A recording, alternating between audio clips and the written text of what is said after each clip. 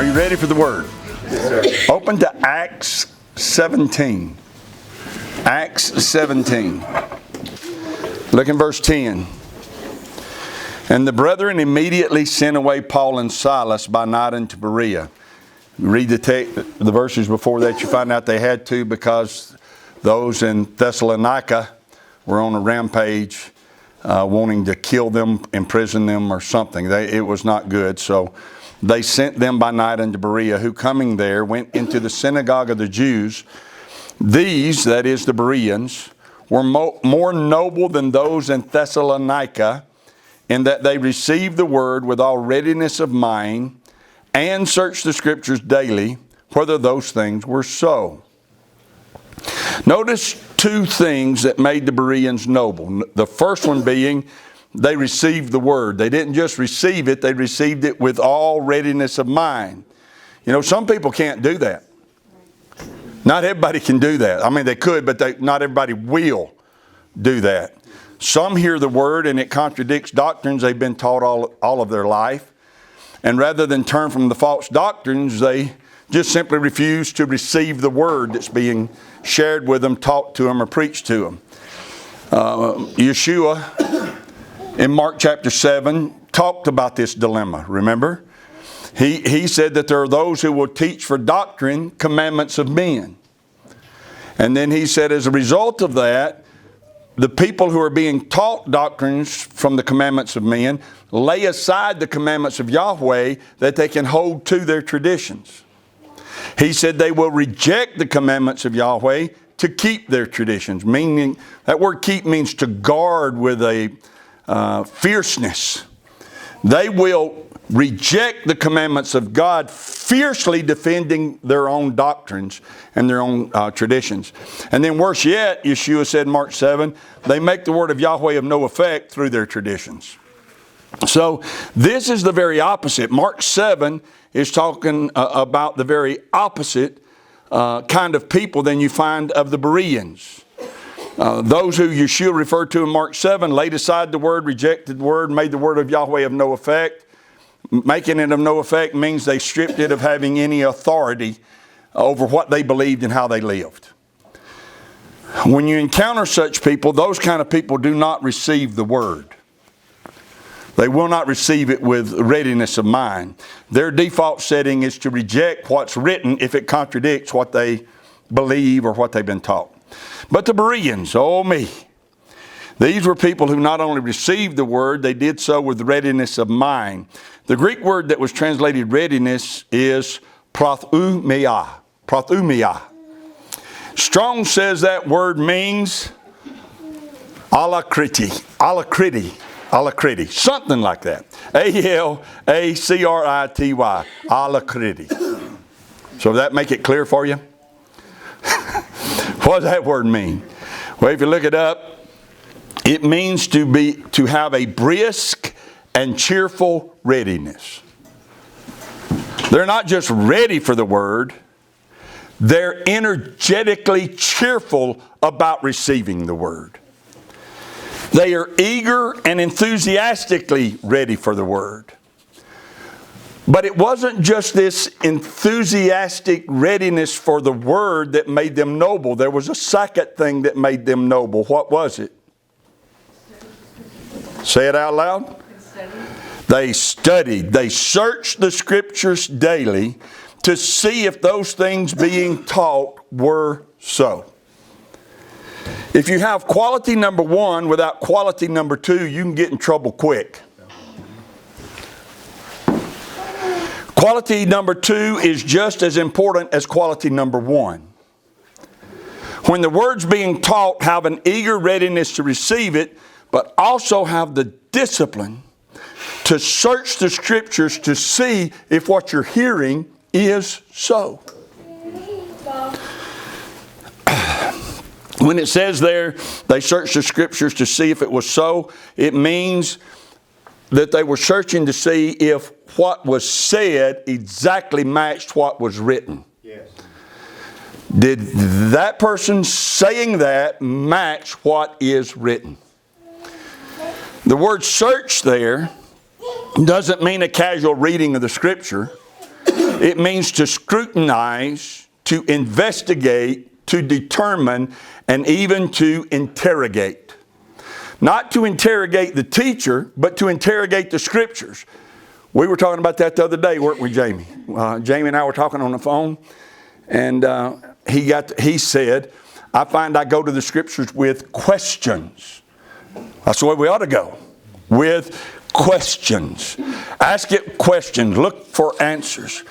Notice here that Luke in Acts does not show any aggravation or frustrations that the Bereans were this way. He actually is applauding them. Any preacher, any teacher who does not applaud these qualities is a dangerous person. When we were first starting out down on South Parkway, there was an older gentleman who came for several years. Name was John Floyd. I'll just go ahead and tell you his name. His name was John. And he told me once that he went to a church where the pastor forbid the members from bringing Bibles into the assembly. This preacher said it was an insult to him if people didn't believe he was preaching truth. They didn't need their Bibles, they just needed to listen to what he was saying. That is a dangerous man. Yeah. Yes. Run. Right? It is noble to be ready, and it is noble to search. I ask you, as I always do, are you ready for the Word? Now let me ask that question to you this way. Are you ready for some corrections about a couple of things I said about the Word? Yes? Yes. Okay. I stand here Sabbath after Sabbath, Moedim after Moedim, and my heart's desire is always to deliver to you an accurate teaching of what the Word says. I say often, let the Bible say what it says, right? It's our duty to understand it clearly, to understand it completely, and to submit to its instruction without reservation. But I made 2 errors in the last few weeks. Errors in understanding what I was reading and teaching that had to be corrected before we go on in our study of Enoch. And I know why I made those errors. Knowing why you make the errors is beneficial. Yeah. I know why I made the errors. One reason I made an error was because of zeal. Zeal is a good thing. But being zealous can also cause blindness if you're not careful. Back in the 80s, I knew a man who was a contractor who built houses. And he said he was upstairs in a house he was building, working, and he accidentally broke the water line. Water was flooding the upstairs. He ran to the window, opened it. His helper was down there. He said to the helper, "Get the water key, turn the water off, hurry." He went back in there trying to, stop the water flow as much as he can, but the water just kept flowing and flowing and flowing and flowing. So he went back to the window, and just as he got by the window, his helper come racing past the house. He stood there in bewilderment and waited a few minutes, and sure enough, here he come again around the house. We don't know how many laps he made around the house. But this contractor, when he came by the second time, said, "Hey!" He stopped. He said, "What are you doing?" He said, "I'm looking for the water key so I can turn the water off." He said, "Do you know what a water key is?" He said, "No, sir."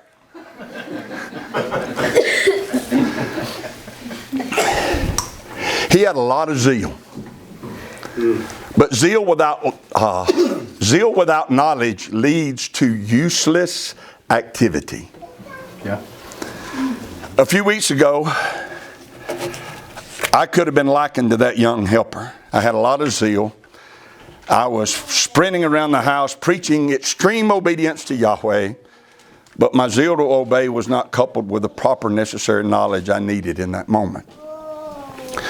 Paul told the Philippians that his zeal was so great, he persecuted the assemblies of Yahweh. He had so much zeal for Yahweh, he thought he was doing Yahweh a favor to kill them and imprison them. That's zeal without knowledge. He said it wasn't just, isolated to him. In Romans 10, he said it was true of Israel. In Romans 10:1, it says, "Brethren, my heart's desire and prayer to Yahweh for Israel is that they might be saved. For I bear them record, they have a zeal of Yahweh, but not according to knowledge." No one could accuse them of not loving Yahweh and not desiring to please Him. But Paul said their lack of knowledge on how to do that makes their zeal dangerous and keeps them in a non-redemptive state. This is exactly why so many times when we try to talk to friends and family about Torah, Sabbath, feast, pagan holidays, dietary laws, it's just why they get offended, is because they think we're questioning their love for God. But that's not true. We know they have a zeal for God, for Yahweh, for the Messiah, but their zeal has no knowledge to go along with it, right? We are all aware of the fact that zeal without knowledge is dangerous. Anyway, I know that my first error, which we will talk about and correct in a few moments, was caused by zeal.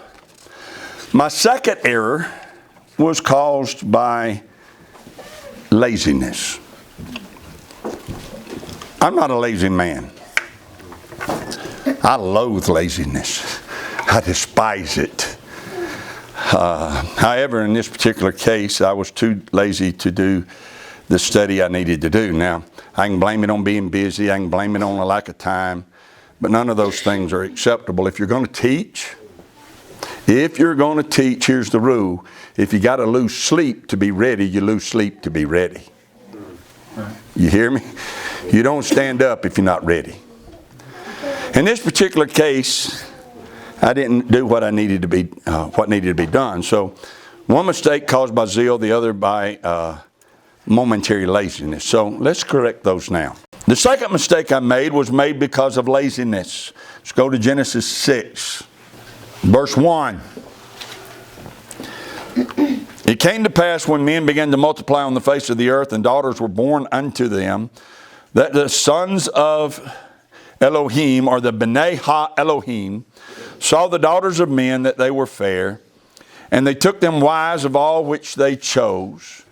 And Yahweh said, My spirit shall not always strive with man, for that he also is flesh, and yet his days shall be 120 years.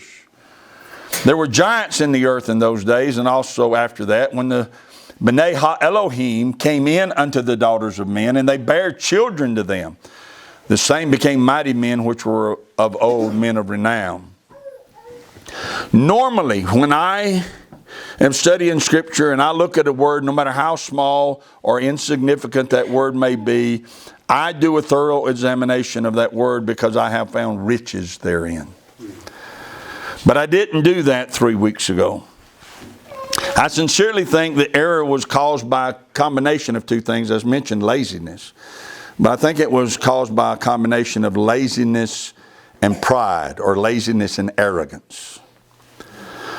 I was too confident in what I was saying to override my laziness.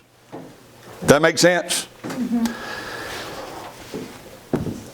If I hadn't been so confident, I wouldn't have been too lazy to confirm what I was saying. Being too confident allowed me to be less diligent than I should have been. The word I'm talking about is the one in verse 2. That the Bnei Ha-Elohim saw the daughters of men that they were fair, and they took them wives of all which they chose. I don't like Bnei Ha-Elohim. I don't like them at all. These particular Bnei Ha-Elohim caused a lot of harm and damage. They were arrogant beings who left their first estate and had no regard for the pain and suffering their plans would have on the entire human existence. So I don't like them. They should be chained up in a dark pit for the horrific destructive chaos they put in motion. Which they are. I'm just saying good. I'm glad they are. They were shown no mercy, and they shouldn't be. Well, my disdain for them caused me to look at some of the meanings of the word took and to assign those meanings to them and to what they did without taking into account the other meanings of the word. So let's take into account the other meanings together here this morning. The Hebrew word is lakach. L-A-Q-A-C-H. Lakach. I told you 3 weeks ago it means to carry away, to fetch, to seize, or to take away. Or to take up. Take up, seize, fetch, or carry away. I told you that sounds like an abduction to me. I told you it sounds like they abducted these women and experimented on them until they could produce offspring, probably through some type of genetic modification. But let's look at that word in its entirety. The word also means to accept, to bring, to enfold, or to receive. So, carry away, fetch, seize, or take up, but also accept, bring, enfold, or receive. So here's the point. It's possible there was an abduction. The word does have meanings that carry that possibility. But it also has the possibility that instead of abducting these women, the B'nai Ha-Elohim seduced them. We have to allow for either possibility. That is, I drew a conclusion that's not supported by the text. As for the word took, Genesis 2:5 says that Yahweh took the man and set him in the garden. Well, Yahweh didn't abduct him. He enfolded him and set him in the garden. In Genesis 24, Abraham's servant went and took Rebekah from her home to bring her to Isaac. He did not abduct her. Read the story. It's a beautiful thing that took place. He received her from her family. In Genesis 24, and Glenn is the one who pointed this out to me 3 weeks ago. In Genesis 24, when Isaac saw Rebekah, he brought her into his mother's tent and took her, and she became his wife. Well, he did not abduct her, nor did he do anything unbecoming to her. He was a gentleman in every way in receiving this young lady into his home. However, it doesn't negate the fact that many times this word is also used to speak of something being taken in a less than honorable way. For instance, in Genesis 34, Dinah, the daughter of Leah, went out to visit some other women in the land one day. Hamor, the Hivite, saw her, and it says, took her and defiled her. Genesis 37, Joseph's brothers took him and threw him in a pit. That was not a loving gesture. It was force and brutality causing them to carry out this act. And there are other illustrations like those two. But here's the point. By not doing the word study, I did not present to you the whole truth of the incursion. I do not know if they abducted these daughters of men or if they seduced them by taking on human form. Furthermore, I do not know how they caused these women to produce offspring that became giants. I do not know how they did it. Were they able to go into them in the natural way that men and women do? Or did they have to do it some other way that involved DNA modification? I don't know. And speculation on a subject of this importance is unacceptable. I cannot and must not present conclusions that are not clearly given. I was wrong to do that. I should have presented the double meaning of the word took, and I should have offered both possibilities of meaning in the study. All we're told is that the B'nai Ha-Elohim took them wives of all which they chose. The word chose there means to try or select. That is, not all the women were acceptable to them. They selected the ones they wanted. They chose them wives. And then we're told in verse 4, let's read this again. There were giants in the earth in those days, and also after that, when the B'nai Ha-Elohim came in unto the daughters of men, and they bare children to them. We're not told how they were able to do this. All we're told is that they came in unto them, and they bare children. The B'nai Ha-Elohim and the daughters of men somehow procreated. Somehow. We can ask, how is that possible? And then we can offer opinions and speculations. But that is all they are. Right. We do not know how it happened. All we know is it happened. You know, many people, and if you just go listen to any number of studies out on the internet, many people reject the notion that women bore hybrid giants. They reject the notion that that's possible because they don't know how could it happen. The scriptures, Genesis nor Enoch, choose to tell us how. Neither one of them choose to tell us how. But they do choose to tell us it did happen. Right. Right? So if the scriptures say it happened, it happened. If it chose not to tell us how, so be it. All we got to know is it happened. Now, in my study of the word took, I did find a very interesting verse that sheds some light on this. I wish I'd have done this study to start with. This word took is a very intriguing word. Let's look at it. Go to Exodus 9. And the use of this word is involved in the 7th plague on Egypt. And Yahweh said unto Moses, stretch forth your hand toward heaven, that there may be hail in all the land of Egypt. What is hail? It's not a trick question. What is hail? Sheol. Say again? Sheol. No, H-A-I-L. Oh, H-A-I-L. Balls of ice. Balls of ice. Thank you. Balls of ice falling from the skies. Jay, I like that because they sound just alike. Hail. Corn's hot. And the way I pronounce it, they definitely sound just alike. My southern drawl. That there may be hail in all the land of Egypt, balls of ice upon man and upon beast, and upon every herb of the field throughout the land of Egypt. And Moses stretched forth his rod toward heaven, and Yahweh sent thunder and hail, and the fire ran along upon the ground. And Yahweh rained hail upon the land of Egypt. So there was hail and fire, balls of ice and fire mingled with the balls of ice. Very grievous.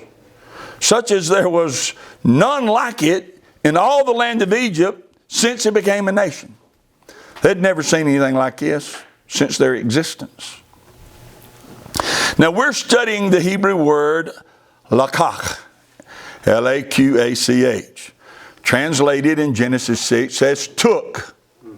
It's used in verse 24. Anybody want to venture a guess how it got translated in verse 24? Very good. I'm impressed. Mingled. This time it wasn't translated as took. It's translated as mingled. The fire mingled with the hail. Fire and ice don't go together. Fire and ice are not supposed to mix.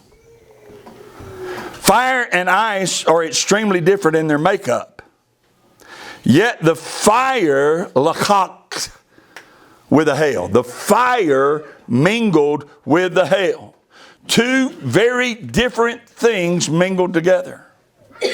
The fire took the hail. The fire received the hail. The fire accepted the hail. However you want to translate the word, the difficult task of the interpreters was trying to find the right word to describe the interaction between two opposite forces, fire and ice. And when they looked at it and looked at Lakak, the interpreter said, the fire took the ice. Well, the fire and the ice mingled together. Well, that same difficulty is found in Genesis 6. You have two opposing entities. One of the earth and physical, the other of the heavens and spiritual. But somehow, we don't know how, but somehow they mingled together. Somehow, B'nai Ha-Elohim took wives and produced a hybrid entity from them. The point is, I don't know how fire and ice can mingle, but it did. And I don't know how B'nai Ha-Elohim and daughters of men mingled, but they did.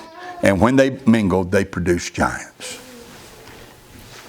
So, in conclusion, I was wrong to tell you or even to hint to you that they did so by means of an abduction. I took that path because I was too lazy to study the Word. And if I'd have studied it out and presented to you all of the information available, that would have been far greater. When we let the Bible say what it says, we don't know how the unions or the procreation took place, but there are some things we know for certain. We do know that these were not the sons of Seth. That's a fact. We do know that they were angels who left their first estate. We do know they took wives from the daughters of men. We do know that somehow they went into them and these women bare them children. And we do know these children became men of renown. We do know that they were a hybrid race that wrought great destruction. And we do know this act was a great sin and that they had to be eliminated. I'm talking about the hybrids, and the B'nai Ha-Elohim had to be locked up.